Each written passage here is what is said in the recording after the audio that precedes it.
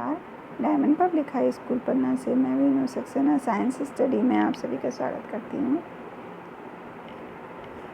बच्चों, आज हम पाठ शुरू करेंगे, पाठ 7। इसकी रीडिंग आप लोगों ने की होगी। यदि नहीं की है तो अभी थोड़ा सा शुरुआत करते हैं। आज आप अच्छे से इसकी रीडिंग करेंगे तभी ये पाठ समझ में आपको आ पाएगा। तो शुरू करते हैं। पौधों एवं जंतुओं का संरक्षण, ये पाठ 7 का शीर्षक है। इधर पे ये परिचय दिया हुआ है पाठ का। हमने देखा था कि कक्षा 7 में बूझो एवं पहेली ने प्रोफेसर अहमद एवं टीबू के साथ वन भ्रमण किया था। वह अपने सहयोगियों के साथ अपने अनुभव बांटने के लिए बहुत उत्सुक थे। कक्षा के दूसरे सहपाठी भी अपने अपने अनुभव बांटने के लिए अत्यंत उत्सुक थे, क्योंकि उनमें से कुछ भरतपुर अभयारण्य भ्रमण करने गए थे, कुछ कांजीरंगा राष्ट्रीय उद्यान, लोकचाऊ वन्य जंतु अभयारण्य तथा ग्रेट निकोबार बायोस्फीयर रिजर्व, बृहद निकोबार जैवमंडल परिक्षेत्र, बाघ संरक्षित क्षेत्र इत्यादि के बारे में सुना था। आगे है वनोन्मूलन एवं इसके कारण। तो अब ये देखते हैं कि ये वनोन्मूलन होता क्या है और क्यों होता है। हमारी पृथ्वी पर नाना प्रकार के पौधे एवं जंतु पाए जाते हैं। ये मानव जाति के अस्तित्व एवं भली भांति रहने के लिए आवश्यक होते हैं। आज इन जीवों के अस्तित्व के लिए वनोन्मूलन एक बहुत बड़ा खतरा बन गया है। हम जानते हैं कि वनोन्मूलन का अर्थ वनों को समाप्त करने पर प्राप्त भूमि या अन्य कार्यों में उपयोग करना। वन में वृक्षों की कटाई के निम्न उद्देश्य हैं। यानी साधारण शब्दों में कहें तो वनोन्मूलन क्या है, तो इसका उत्तर आएगा इधर से।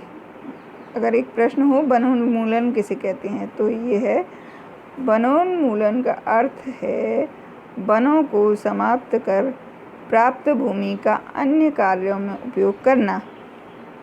तो इसका कारण क्या है कि वनोन्मूलन क्यों किया जाता है, तो कुछ उद्देश्यों की प्राप्ति के लिए वनोन्मूलन किया जाता है। तो वो क्या है? वन में वृक्षों की कटाई निम्न उद्देश्यों से की जाती है। कृषि के लिए भूमि प्राप्त करना, घरों एवं कारखानों का निर्माण करना, फर्नीचर बनाने अथवा लकड़ी के ईंधन के रूप में उपयोग। यानी इतने कार्यों के लिए हम वनों की कटाई करते हैं, और वनों की कटाई या वनों को समाप्त करना ही वनोन्मूलन है। तो ये एक प्रश्न का उत्तर हो गया आपका। अब आगे देखते हैं।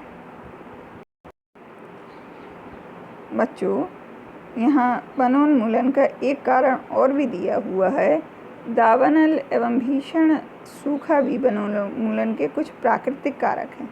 अभी तक पहले जो मैंने बताए, कृषि के लिए भूमि प्राप्त करना, घरों एवं कारखानों का निर्माण, फर्नीचर बनाने अथवा लकड़ी का ईंधन के रूप में उपयोग करना, ये वनोन्मूलन के कारण हैं। लेकिन ये कैसे कारण हैं? ये मनुष्य के द्वारा उत्पन्न होने वाले कारण हैं। जबकि यहाँ पर जो हम देख रहे हैं, ये कारण कैसे हैं? प्राकृतिक कारण। दावानल एवं भीषण सूखे भी वनोन्मूलन के कुछ प्राकृतिक कारण हैं।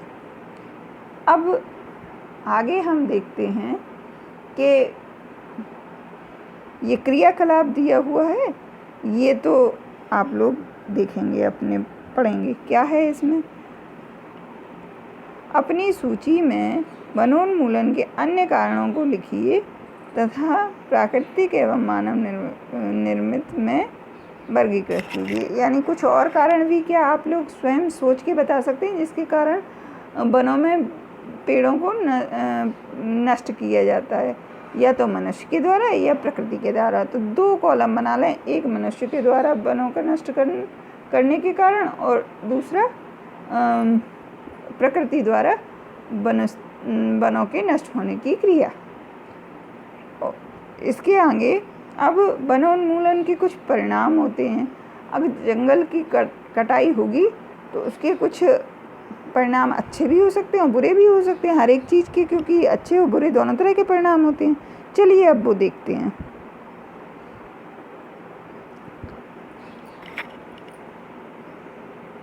पहेली एवं बूझू ने वनोन्मूलन के परिणाम याद करने का प्रयास किया। उन्हें स्मरण है कि वनोन्मूलन से पृथ्वी का ताप एवं प्रदूषण स्तर में वृद्धि होती है। यानी एक ये इसका परिणाम होता है। पहले नंबर का क्या होगा, ये वनोन्मूलन से पृथ्वी पर ताप एवं प्रदूषण के स्तर में वृद्धि होती है, पहला पॉइंट ये। इससे वायुमंडल में कार्बन डाइऑक्साइड का स्तर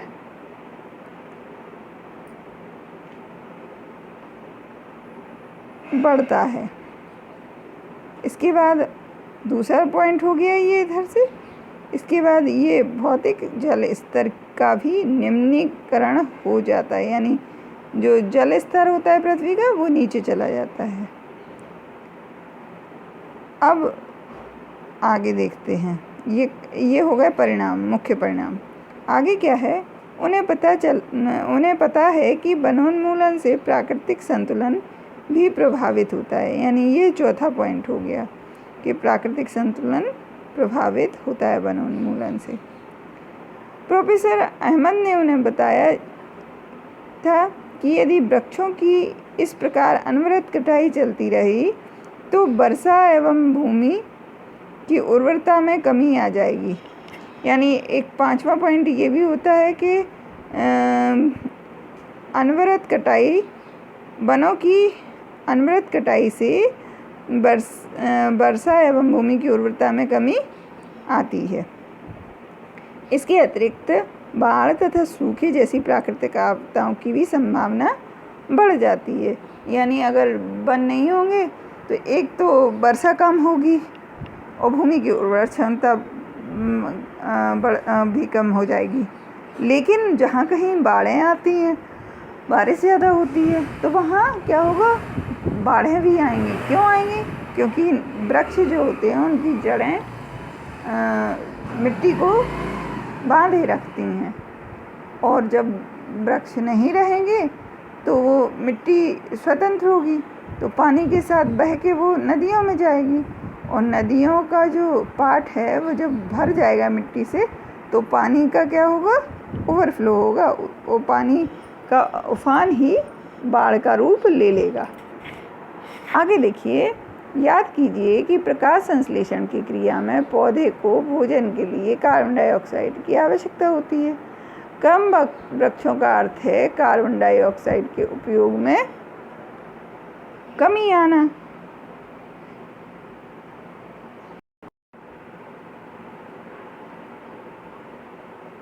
यानी क्या हुआ अर्थ कि अगर कार्बन डाइऑक्साइड का कम उपयोग हुआ तो क्या होगा, वायुमंडल में कार्बन डाइऑक्साइड की मात्रा बढ़ जाएगी, क्योंकि कार्बन डाइऑक्साइड पृथ्वी द्वारा उत्सर्जित ऊष्मीय विकिरणों को प्रग्रहण करती है, यानी अपने में सोख लेती है, तथा इसकी मात्रा में वृद्धि के परिणाम स्वरूप विश्व उष्णन होता है, यानी जिसको आप ग्लोबल वार्मिंग कहते हैं।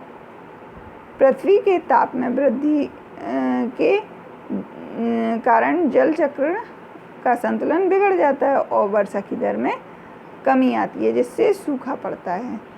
तो इसके आगे का अब हम अगले वीडियो में समझेंगे।